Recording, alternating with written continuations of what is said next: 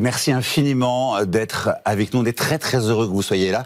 Soyez le bienvenu. Est-ce que je peux vous appeler Inès, votre vrai prénom, ou on garde Inoxtag, votre pseudo? Non, appelez-moi Inès, il n'y a pas de souci. Merci pour l'invitation, ça me fait trop plaisir. Oh, on est très content de vous avoir. Alors ça vient d'où Inoxtag, juste pour qu'on resitue l'origine? Moi, depuis que j'ai 11 ans, je joue aux jeux vidéo et c'était mon pseudo sur Minecraft à l'époque. Et je vivais des aventures sur les jeux et un jour, j'ai voulu les vivre dans la vraie vie. Alors je me suis lancé plein de petits défis. J'ai fait Paris-Roubaix en vélo. J'ai fait 7 jours seul sur une île déserte. Et voilà, on en vient à l'Everest. Et maintenant, Inès, donc Inoxtag, avec le tag aussi, parce que je crois que vous étiez amoureux des graffitis. Voilà. Si j'ai bien travaillé ce soir. Il fallait que je trouve un pseudo. Inox était déjà pris, alors j'ai rajouté le tag derrière. Je le disais, vous êtes un des youtubeurs préférés des Français. Vous avez près de 26 millions d'abonnés, toutes plateformes confondues. Vous avez commencé à publier des vidéos à 11-13 ans. Ouais, 13 ans, c'est ça. 13 ans, ouais. Aujourd'hui, vous en avez 22. Vous aimez les défis. Et là, le dernier fait un énorme carton. Kaizen, c'est son nom. Raconte votre ascension de l'Everest sur un an. Près de 18 millions de personnes ont déjà vu votre travail. Les jeunes disent que vous avez casser Internet. Ça veut dire quoi, réaction? Casser Internet, c'est fort. Déjà, je remercie infiniment mes abonnés pour toute leur force. Et voilà, le but de Kaizen, c'était d'essayer de transmettre un message optimiste pour leur donner envie aussi, voilà, de se mettre en mouvement, d'aller faire des choses, d'aller découvrir, de se trouver une passion peut-être. C'est pas toujours facile pour certains abonnés de se trouver une passion, quelque chose qu'ils aiment. Alors voilà, juste d'essayer et puis on verra. Ça se trouve, ils vont trouver quelque chose qui leur plaît. De le tenter. Tout commence par un rêve de longue date. Donc je disais, gravir l'Everest, il est né comment ce rêve? C'est un rêve de gosse tout petit ou c'est un rêve récent? Oh non, je me suis toujours intéressé un peu à la montagne, mais j'ai jamais vraiment mis le pied là-bas.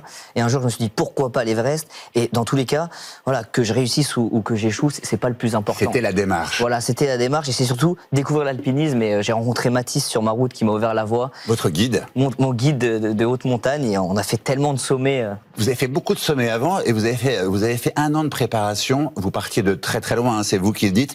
Vous n'aviez pas vraiment ce qu'on appelle d'hygiène de vie à l'époque. C'était très les écrans. Et vous avez tout recommencé de zéro, le sport et puis l'apprentissage de la montagne, étape par étape. Vous êtes parti de zéro, quoi. Petit pas par petit pas, on s'est dit voilà, on va faire progressivement, sommet après sommet. Voilà, on a fait l'arête des papillons, on a fait le Mont Blanc, le Cervin, la Dent du Géant, l'Amada Blanc à 6008 au Népal. Et après l'Everest, il y a dû avoir une vingtaine de courses dans les Alpes qu'on a fait. Ouais, le plus haut sommet du monde, hein, ça se fait pas comme ça du jour au lendemain. Donc vous en avez fait des sommets, vous êtes devenu un vrai alpiniste. Et pendant 2h25, on suit plus qu'une aventure. On suit une odyssée d'un jeune garçon qui va devenir un autre homme à la fin. On va pas spoiler, hein.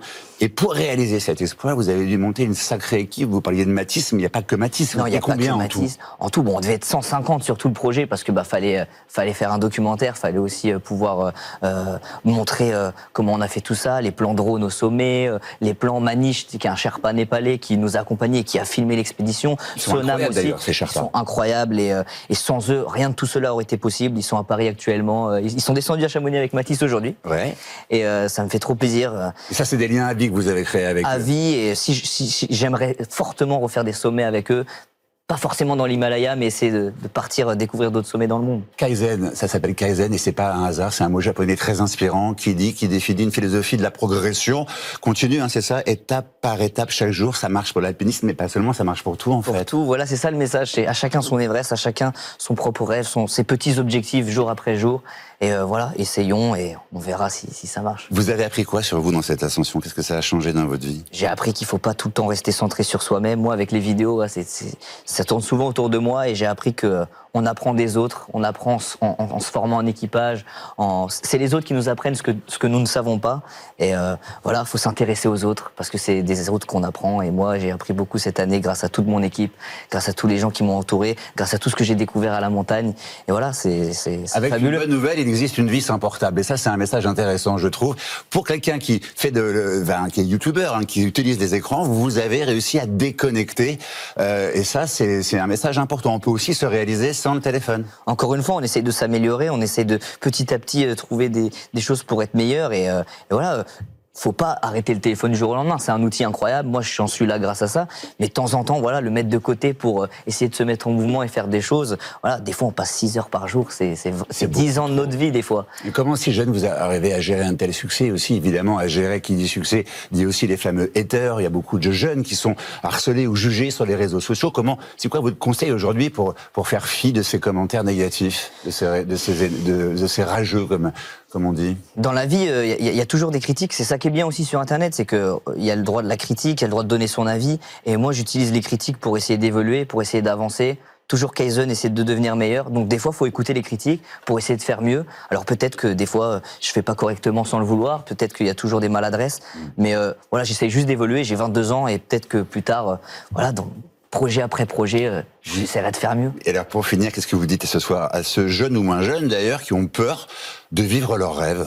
Et bah, toutes les hommes, toutes les filles, toutes les femmes, tous les petits garçons, toutes les petites filles, voilà, essayez juste de croire en vous, vous mettre en mouvement. C'est pas toujours facile de trouver une passion, mais voilà, si on essaye de s'intéresser peut-être à des nouvelles choses, peut-être qu'on peut trouver une nouvelle voie. Et le prochain projet alors? Allez, vous allez nous lâcher ce soir? Non, toujours essayer de faire différent et de découvrir de nouvelles choses, mais ça peut se deviner. En tout cas, il y a un indice dans le documentaire. Un indice dans le documentaire. Eh ben, on va regarder ça de plus près à la loupe. Merci et encore bravo pour tout ce que vous faites et tout ce que vous dites aussi à la jeune génération. Merci beaucoup du fond du d'être cœur. là.